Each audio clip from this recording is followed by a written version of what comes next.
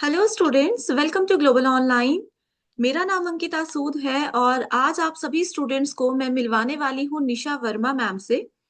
सबसे पहले तो निशा वर्मा मैम, मैं आपका स्वागत करती हूँ हमारे चैनल पे। स्टूडेंट्स, निशा मैम ने जून 2025 में हुए यूजीसी नेट एग्जामिनेशन को क्वालिफाई किया है। सबसे पहले मैम, आप हमें अपने बारे में कुछ बताइए। नमस्ते। हम्म, मैंने 2007 में ग्रेजुएशन की अपनी, और उसके बाद एक बार लंबा गैप आ गया पढ़ाई के लिए 13 साल का। उसके बाद मेरे हस्बैंड के कहने पे मैंने वापस पढ़ाई शुरू की, फिर एमए वगैरह करके और नेट की तैयारी की। और अच्छा। नेट के मैंने 2 अटेम्प्ट किए, दूसरे अटेम्प्ट में मेरा हो गया। सेकेंड अटेम्प्ट में आपका एग्जाम क्वालिफाई हो गया। ओके। देखिए स्टूडेंट्स, हम लोग डर जाते हैं एग्जामिनेशन से, बट मैम ने कितने ज्यादा गैप के बाद वापस अपनी पढ़ाई स्टार्ट की और इवन सेकेंड अटेम्प्ट में एग्जामिनेशन को क्वालिफाई किया। तो ये मैम एक बहुत बड़ी अचीवमेंट है आपकी। तो सबसे पहले तो आप मुझे ये बताइए कि आप टाइम कैसे मैनेज करते थे। एक तो इतने कैसे टाइम के मैनेज बाद करते थे? आपने क्वालिफाई किया एग्जाम, इतने टाइम के बाद तैयारी वापस शुरू की। तो कैसे टाइम मैनेज किया, परेशानी हुई आपको या इजी लगा? थोड़ी बहुत तो परेशानी ऐसे हाउसवाइफ को मैनेज करनी पड़ती है। बाकी टाइम मैनेज किया, फर्स्ट पेपर सेकंड पेपर वापस पढ़ाई शुरू की, तो सब कुछ एक बार तो हार्ड लगा, पर फिर इजी हो गया। फिर यूट्यूब पे चैनल वगैरह देखे, ग्लोबल ऑनलाइन ऐप मिला, आपकी क्लासेस देखी, उससे फिर मुझे थोड़ा मोटिवेशन और मिला कि नहीं, इजी हो गया, समझना कुछ इजी हो गया। फिर मैंने वापस शुरू किया। ओके मैम, जैसे आप पहले सेल्फ स्टडी करते थे फर्स्ट अटेम्प्ट के लिए अगस्त 2024, उसके बाद आपने कोचिंग ज्वाइन की, तो आपको कुछ डिफरेंस लगा कि कोचिंग ज्वाइन करने और सेल्फ स्टडी में क्या फर्क लगा? हाँ हाँ, बहुत फर्क लगा। पहले मुझे सिलेबस बहुत लेंदी लगता था और मुझे समझ में ही नहीं आ रहा था मैं कैसे पढ़ूंगी। फिर आपने जैसे जैसे बताया कि इस टाइप से पढ़ो, थोड़ा मेन मेन टॉपिक वगैरह और थोड़ा बेस वगैरह क्लियर हुए मेरे, तब फिर मेरे को इजी लगने लगा पढ़ना। पहले तो कुछ समझ में नहीं आ रहा था कहाँ से शुरू करें, 10 यूनिट्स इतनी ज्यादा थी। उसके बाद हुआ। मतलब कोचिंग से आपको एक हेल्प मिली, एक डायरेक्शन मिली कि कैसे स्टार्ट करना है, क्या पढ़ना है और क्या नहीं पढ़ना है, राइट? ओके। हाँ जी। सो मैम, प्रिपरेशन स्ट्रेटेजी भी अपनी थोड़ी सी बताइए कि आप कितना समय पेपर वन को देती थी और कितना पेपर टू को देती थी, ताकि हम अपने स्टूडेंट्स को भी, हमारे स्टूडेंट्स को भी एक आइडिया मिले कि कैसे टाइम को डिवाइड करना है, कैसे चीजों को मैनेज करना है। पेपर वन के लिए मैंने क्लासेस ली सारी, जो भी थी, लाइव क्लासेस वगैरह, और साथ साथ में उनके क्वेश्चन सॉल्व किए जैसे आपने बताए थे वो। और पेपर टू मैं नाइट में पढ़ती थी, ऐसे लगभग दिन में 5 से 6 घंटे लगभग पढ़ाई की। ओके। इसमें पेपर वन पे आपने किस चीज पर ज्यादा फोकस किया? क्योंकि स्टूडेंट्स को मैम हमेशा यही कंफ्यूजन रहता है कि पेपर वन में कॉन्सेप्ट पर ध्यान दें, पीवाई क्यूज पर ध्यान दें, क्या पढ़ें। तो ये भी बता दीजिए स्टूडेंट्स को।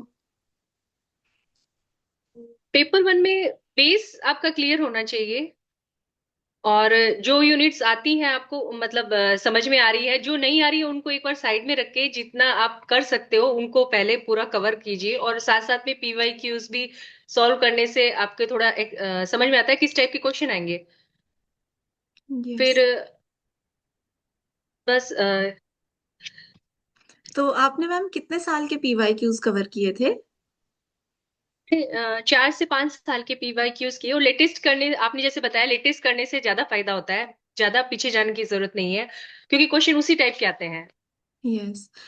देखा स्टूडेंट्स, जैसे मैम ने हमें बताया कि पीवाई क्यूज करना बहुत इंपॉर्टेंट है। एंड जैसे अभी हमारा एग्जामिनेशन हो रहा है, तो हमको एटलीस्ट 2023, 24, 25 के पीवाई क्यूज पढ़ने ही चाहिए, क्योंकि मल्टीपल शिफ्ट्स में होते हैं। तो इन पर आप लोगों को भी ज्यादा फोकस रखना है। और जैसे मैम ने एग्जाम क्वालिफाई किया है, इसीलिए मैम की जो भी बातें हैं, जो भी चीजें मैम बता रहे हैं, उनको थोड़ा सा ध्यान से सुनकर फॉलो करेंगे तो डेफिनेटली सबको हेल्प मिलेगी। ओके। मैम, पेपर वन में आपने क्या सभी यूनिट्स कवर की थी? क्योंकि स्टूडेंट्स को ये भी कंफ्यूजन होता है कि 10 के 10 यूनिट्स पढ़कर जाने हैं, अगर 10 के 10 नहीं किए तो एग्जाम क्वालिफाई नहीं होगा। तो ऐसा कुछ है क्या? नहीं नहीं, ऐसा कुछ नहीं है। टीआई और मैथ्स मेरा थोड़ा वीक ही है, तो मैंने उनको थोड़ा सा देखा जरूर था, पर उनको ज्यादा छेड़ा नहीं। मैंने कहा इससे ज्यादा करने से दिमाग खराब ही होना है, तो बाकी सब मैं 8 में मैंने पूरा अच्छे से किया बाकी सब चीजें।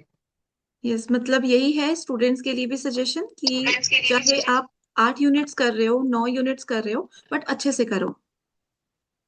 हाँ जी, ओके। जो आप कर रहे हो वो अच्छे से करो। हाँ जी। हाँ जी। सो मैम, जैसे हमारे कोर्स में हमने आपको 5000+ MCQ PDF भी दी थी, एंड साथ में हाँ हमारे हाँ। मॉक टेस्ट भी चलते थे, तो उनसे आपको कितनी हेल्प मिली? अरे उनसे बहुत हेल्प मिली, उनको करने से कॉन्फिडेंस आया कि हाँ भाई इतना मैं कर सकती हूँ। वो मॉक टेस्ट वगैरह करने से पता चला कि आपका कितना लेवल है, आप कहाँ तक कर सकते हो। फिर थोड़ा सा क्वेश्चन पीवाई क्यूज वगैरह करने से और 2000 MCQs करने से, वो सब करने से बहुत फायदा हुआ मुझे। उन्हीं के बेस पे पता चला कि किस टाइप के क्वेश्चन आ रहे हैं, और उन्हीं को बार बार करने से प्रैक्टिस हुई मेरी बहुत ज्यादा। यस। तो मैम, एग्जाम में जैसे आप कह रहे हो कि इन्हीं क्वेश्चंस को करने से आपकी प्रैक्टिस हुई, तो एग्जामिनेशन में इन क्वेश्चंस की वजह से या एज इट इज जो इसमें से सवाल आए थे उनकी वजह से आपको टाइम मैनेज करना थोड़ा इजी रहा या फिर नहीं? वो बहुत इजी रहा, वो बहुत सही था। वो क्वेश्चन आपने बहुत अच्छे दे रखे हैं, उनसे आपको बहुत अच्छा आइडिया मिल जाता है। थोड़ा बहुत घुमा फिरा के आते हैं, बाकी क्वेश्चन एज इट इज वैसे ही होते हैं लगभग। ओके। सो देखिए स्टूडेंट्स, जैसे मैम ने कहा कि जितना आप लोग प्रैक्टिस करोगे उतना ही आप लोगों के लिए बेनिफिशियल होगा, क्योंकि प्रैक्टिस करने से आपका ब्रेन भी थोड़ा एक्टिव होता है, और एग्जाम में करेक्ट आंसर्स आइडेंटिफाई करने में भी आपको हेल्प मिलती है अगर आपने वो चीजें बार बार रिवाइज की होंगी, मॉक टेस्ट अटेम्प्ट की होंगे। राइट।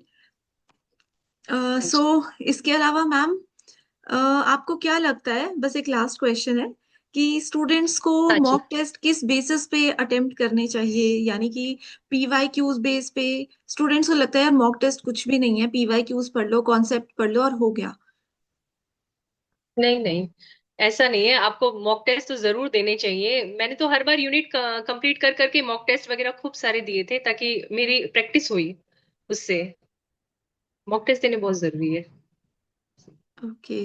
सो स्टूडेंट्स, जैसा कि मैम ने हमको अपनी पूरी स्ट्रेटेजी, तरीका, सब कुछ बताया है। जिस तरीके से मैम ने, देखिए, एक बहुत बड़े मोटिवेशन के रूप में मैम आप काम कर रहे हो। जैसे मैम ने हम लोगों को बताया कैसी उनकी स्ट्रेटेजी रही, अगर आप लोग भी इस चीज को फॉलो करते हो अच्छे से, तो आप लोगों को बहुत ज्यादा फायदा होगा। एक चीज और बताइए मैम, आपने जैसे कोचिंग दिसंबर 2024 एग्जाम के लिए ज्वाइन की थी, बट फिर हम्म। आपको क्या लगा कि पेपर 1 का सिलेबस कवर करने में कितना टाइम लगेगा? स्टूडेंट्स को लग रहा है कि 1 महीना लास्ट में पढ़ेंगे तो पेपर 1 में हो जाएगा हमारा। नहीं नहीं, ऐसा नहीं है। पहले से करना पड़ता है ये सब तो, टाइम लगता है। आपको इस सारी इतनी सारी चीजें पढ़नी पड़ती है, इतनी यूनिट्स करनी पड़ती है। ऐसा होता तो हर किसी का हो जाता फर्स्ट अटेम्प्ट में ही। प्रैक्टिस करनी पड़ती है बहुत। हाँ जी। तो सही। स्टूडेंट्स देखिए, ध्यान रखिए इन चीजों का कि जितना जल्दी हो सके पेपर 1 पेपर 2 दोनों को साथ में लेकर के अपनी तैयारी करिए, तभी फायदा होगा। Thank you so much ma'am, आपने अपना समय दिया और आपने जो भी चीजें बताई, जरूर हम अपने स्टूडेंट्स को भी कहेंगे कि इन चीजों को स्ट्रिक्टली फॉलो करें ताकि उनका भी एग्जामिनेशन इजीली क्वालिफाई हो सके। थैंक यू सो मच अपना समय देने के लिए। आपका बहुत बहुत थैंक यू। आपने बहुत ज्यादा हेल्प की मुझे पेपर फर्स्ट के लिए, उसके लिए आपका बहुत थैंक यू कहना चाहूंगी मैं। अरे मैम, ठीक है ma'am, thank you. Okay ma'am.